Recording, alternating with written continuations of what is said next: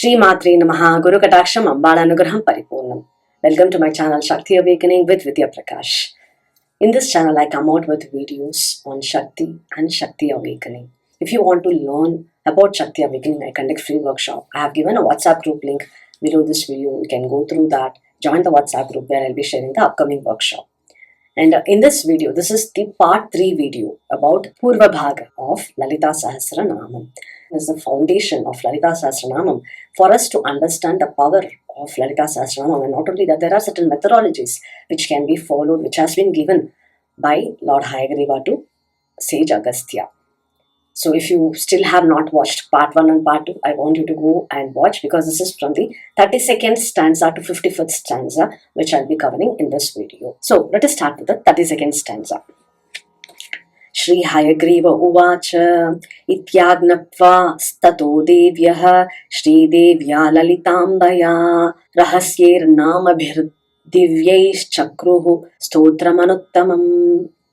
So as ordered by Mata Lalitambika, the goddess, the Vashini Vagdevis, composed this Nama Sahasrakam, Lalita Sahasranamam, which are the secret names of Mata Lalitambika. Why this is secret? Because these 1000 names contain the secrets of the chakras and the mantras. So the Nama, it's the 1000 names, but the secret is embedded in the 1000 names of the chakras and the mantras. That is the reason it is secret. There is a feeling, many think because it is secret, it should not be chanted by everyone. It is not like that. Secret means this has secret embedded in. That's the reason this is powerful. The way it is composed is having mantras within itself. That is the secret. And not only that, it also means that this is a secret for you to know about Mata Lalitambika. Moving on to the 33rd stanza. Rahasya Nama Sahasramiti Tadishrutam Param Tadah Kadachit Sadasi Sthitva Simhasane Ambika. This is called as Rahasya Nama Sahasram, which means the 1000 secret names of Mata Lalitambika. So that is the 33rd stanza. Moving on to the 34th stanza. Svaseva Vasaram Pradat Sarvesham Kumbha Sambhava Sevartha Magatat Statra Brahmani Brahma Kotayaha. Now, who are all the audience who are sitting there in front of Mata Lalitambika? Who Kumbha Sambhava? Kumbha Sambhava is Agastya. He's saying, Agastya, the audience, Brahmani Brahma Kotayaha. There are crores of Brahma who are present, which means there are endless universe, and for each universe there will be a Brahma. So there are crores of universes. So crores of Brahmas are there as audience who is present in front of Mata Lalitambika. Here Brahmani is consort of Brahma. So along with Brahmani, Brahma is there. Crores of Brahma are there as audience. Then moving on to the 35th stanza. It says Lakshmi Narayananam cha Kotayaha Samupagataha Gauri Koti Sametanam Rudranam api Kotayaha. Again, along with Lakshmi Narayana, Lakshmi and Narayana, crores of Lakshmi Narayana are present. And Gauri Koti Sametanam Rudranam api Kotayaha. Along with Gauri, crores of Gauris, crores of Rudra is also present as audience, which means there are endless universe, Brahmandas like ours, which are coexisting, and each have Brahma, Vishnu and Rudra for the creation, for the preservation, sustenance and dissolution. And all these crores of Brahma along with consort Saraswati, crores of Vishnu along with consort Lakshmi, crores of Rudra along with consort Gauri are present, are assembled at the same time. Now what does this suggest? This suggests that Mata Lalitambika is the ruler, Brahmanda. She is the ruler of the universe. So that is what this signifies. Moving on to the 36th stanza. Mantrini Dandini Mukhyaha Sevartaha Yasyamagataha Shaktayo vividhakaras tasam sankhya vidyate. We cannot tell how many numbers, multitude of devas are present. So it says, Mantrini Dandini Mukhyaha. Mantrini is Rajashamla, Dandini is Varahi Mukhyaha. Like that, many kinds of Shakti, the goddesses, Sevartham, to offer their service, yes, Samagataha, have arrived. Shaktayo vividhakaras tasam sankhya na vidyate. Like that, there are crores of deities, goddesses. Sankhya, like we cannot explain the numbers. Those many numbers are present to listen to Mata Lalitambika. And it suggests that through Lalitambika, all of them are getting their power to do their work. Moving on to the 37th stanza. दिव्यौघा मानवौघाश्च सिद्धौघाश्च समागताः तत्र श्री ललिता देवी सर्वेषां दर्शनं ददौ. Mata Lalitambika is offering her darshanam to many multitude of devas, multitude of rishis, siddha purushas like Shanaka and Narada, and there are many yoginis who are present, and to them Ambal is offering her darshanam. So that is the 37th stanza. Let us move on to the 38th stanza. Teshu drishtvopi vishteshu sve sve sthane yathakramam tatra Shri Lalita Devi kataksha kshepa choditaha. So all these devatas are there present in their respective places. All these devas, all these crores and crores of Shaktis and deities, devatas and the rishis, all of them worshipped Mata Lalitambika as like they took their respective seat when Mata Lalitambika directed by the glance. So by just her glance, she asked them to take their seat. So that is 38th stanza. Moving on to the 39th stanza. Uddhaya Vashini Mukhya Badhanjali Putastata Astu Vannama Sahasraihi Swakrutair Lalitambikam. So it says Vashini and others who stood up from their seat by folding their hands praised Mata Lalitambika, singing the 1,000 names composed by themselves. So that's when Lalita Sahasranamam was sung in front of all the devatas. Moving on to the 40th stanza. Shrutva stavam prasannabhu lalita parameshwari te sarve vismayam jagmurye tatra sadasi sthitaha. So Vismayam, they were all the other devatas who are present who had assembled in front of Mata Lalitambika, they were amazed. And also Mata Lalitambika was very much glad by hearing this Sahasranamam, and all those were amazed. Why they were amazed? There are various Sahasranamam, but Lalita Sahasranamam is very unique because you find many names are repeated 2 or 3 times or 4 times in the Sahasranamam or in all other Sahasranamams. But in Lalita Sahasranamam, no names are repeated. And each Namam contains the secret of the chakras and the mantras. And each Namam has a secret meaning which can be learned through a guru. By just chanting itself is very powerful, but when you understand the deeper meaning, you will see that everything that is needed for us to grow spiritually is embedded in Lalita Sahasranama. That is why the devatas were amazed by listening to the secret chant of Lalita Sahasranama. So that is the 40th stanza. Let us move on to the 41st stanza.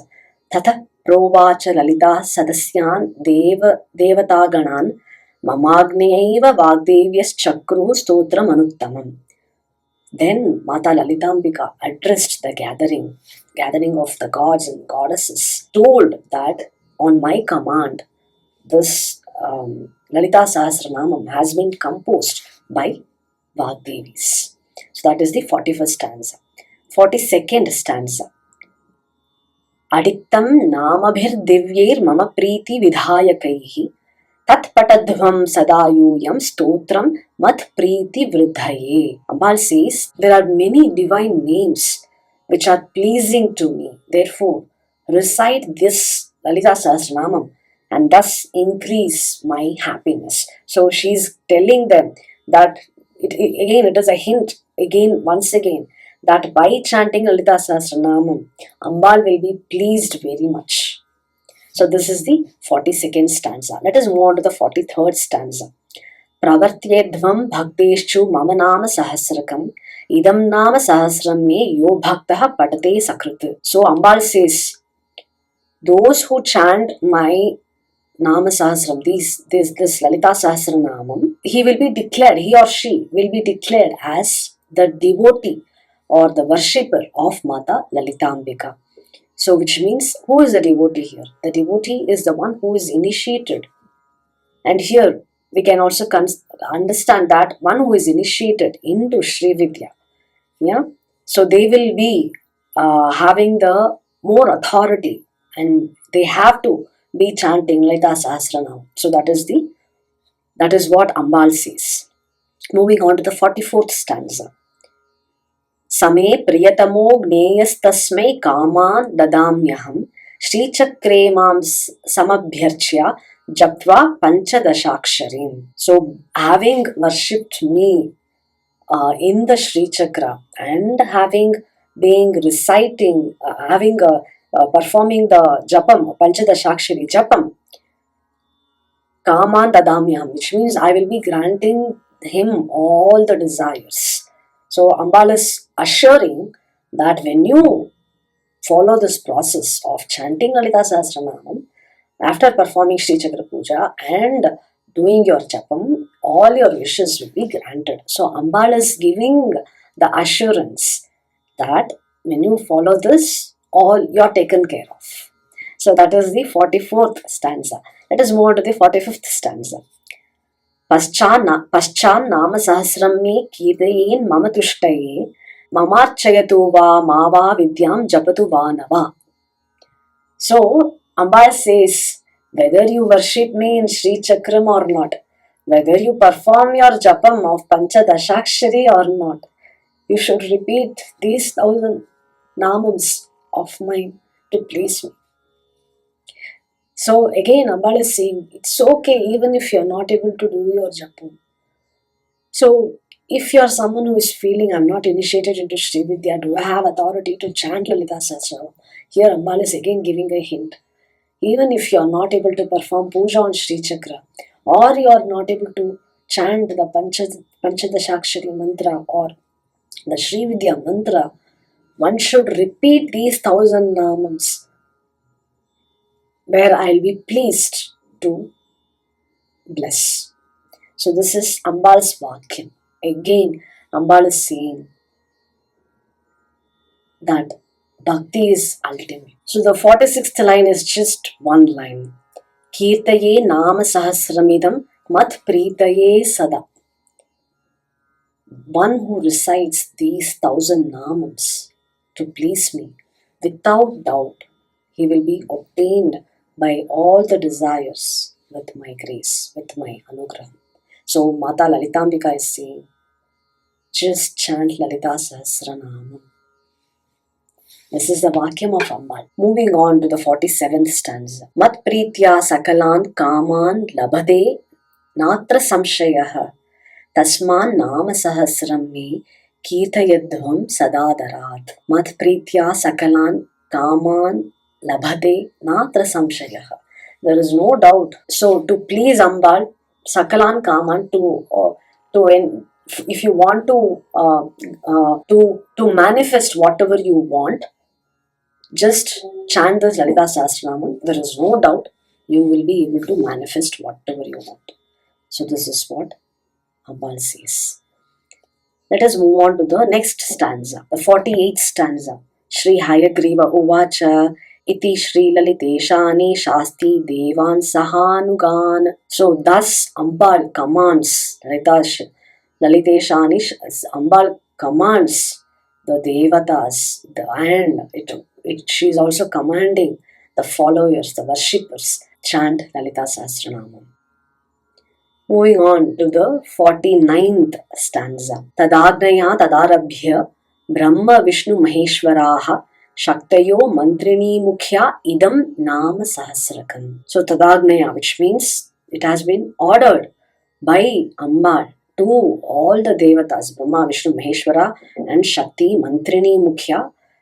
So that's how they were able to listen to they are the audience to Lalita Sahasranamam. So that is the 49th stanza. 50th stanza. Pathanti bhaktya satatam lalita paritushtaye tasmad avashyam bhaktena kirtaniyam idam mune. So it says Pathanti bhaktya satatam. By chanting Lalita Sahasranamam with bhakti, satatam, always with bhakti, Lalita Paritushtaye, will be pleasing Mata Lalithambika and you'll be able to gain the grace of Mata Lalithambika. So which means all the devotees must recite, chant this Lalita Sahasranamam. Tasmad avashyam bhaktena. That's the reason it is avashyam, it is a must and mandatory that with bhakti you must chant Lalita Sahasranamam. The 51st and the last stanza. Avashyakatve hetuste maya prokto munishvara idanim nama sahasram vakshyami shraddhaya shuru. So he says, O Agastya, Munishvara, I have already told you why it is needed, necessary to chant Lalita Sahasranamam.